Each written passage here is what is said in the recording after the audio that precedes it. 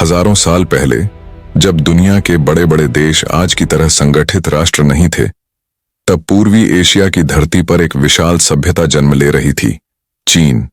लेकिन उस समय का चीन एक देश नहीं था। वह कई छोटे छोटे राज्यों में बांटा हुआ था। इन राज्यों के बीच लगातार युद्ध होते रहते थे। इसे इतिहास में वॉरिंग स्टेट्स पीरियड कहा जाता है। यह समय था अस्थिरता का, भय का और लगातार संघर्ष का। चीन के उत्तर में फैले विशाल घास के मैदानों में खाना बदोश घुड़सवार जनजातियां रहती थीं, खासकर शियोंगनू।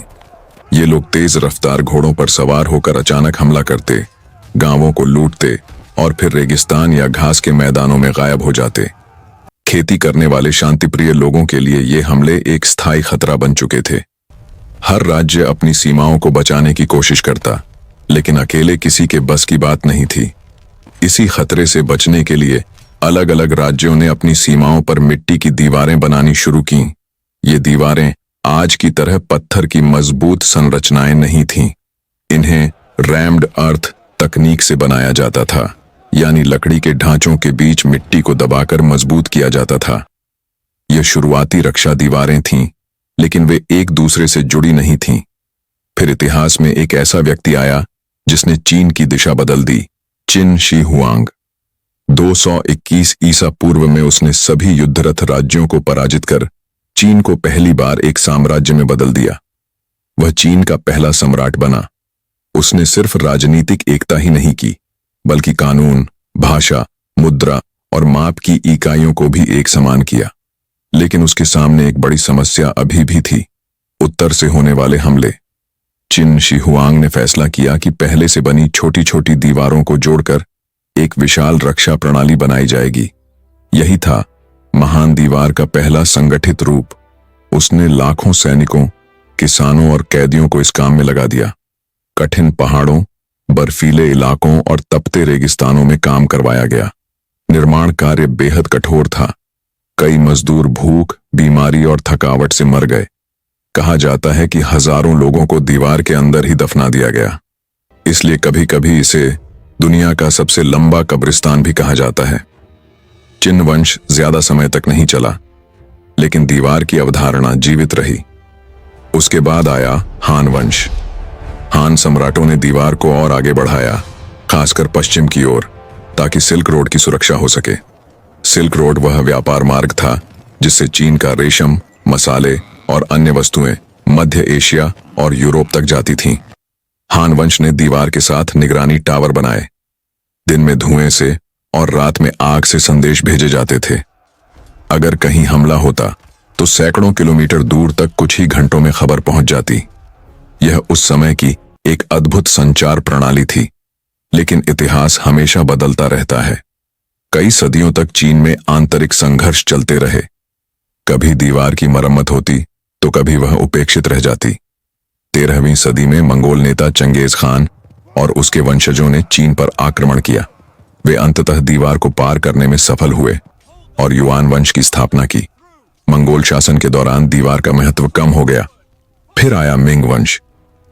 1368 में मिंग शासकों ने मंगोलों को हटाकर सत्ता संभाली। उन्हें फिर से उत्तर से खतरा महसूस हुआ, इसलिए उन्होंने दीवार को पहले से कहीं ज्यादा मजबूत और विशाल बनाने का निर्णय लिया। आज जो दीवार हम देखते हैं, उसका अधिकांश भाग मिंग काल में बनाया गया। मिंग वंश ने दीवार को पत्थर और ईंटों से बनाया। ऊंची ऊंची दीवारें, मजबूत किले, विशाल द्वार और सैकड़ों प्रहरी टावर बनाए गए। कुछ हिस्सों में दीवार इतनी चौड़ी थी कि 5 घोड़े एक साथ दौड़ सकते थे। तोपें भी लगाई गईं।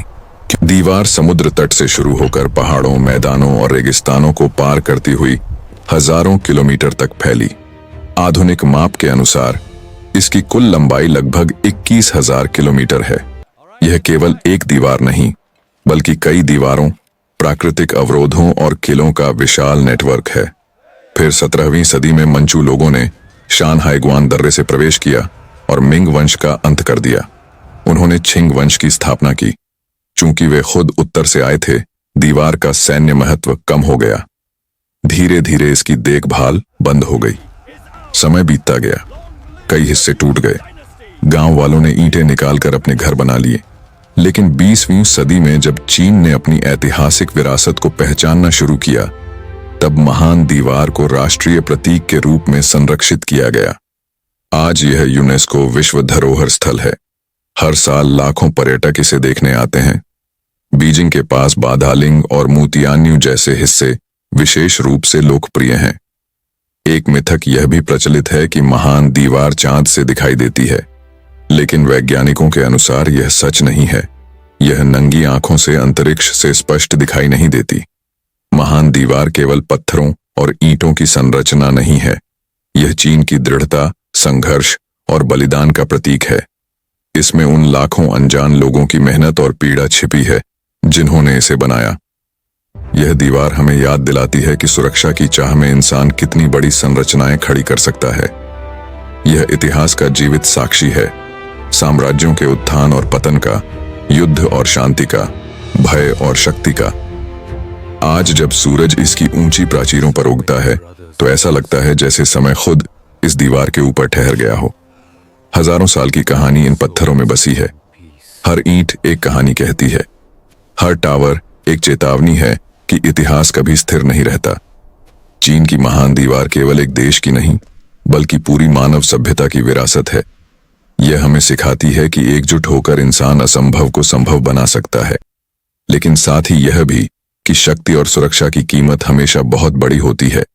और इसी के साथ समाप्त होती है उस महान दीवार की कहानी, जो पहाड़ों से भी ऊंची नहीं, लेकिन मानव संकल्प से बनी दुनिया की सबसे विशाल रचना है।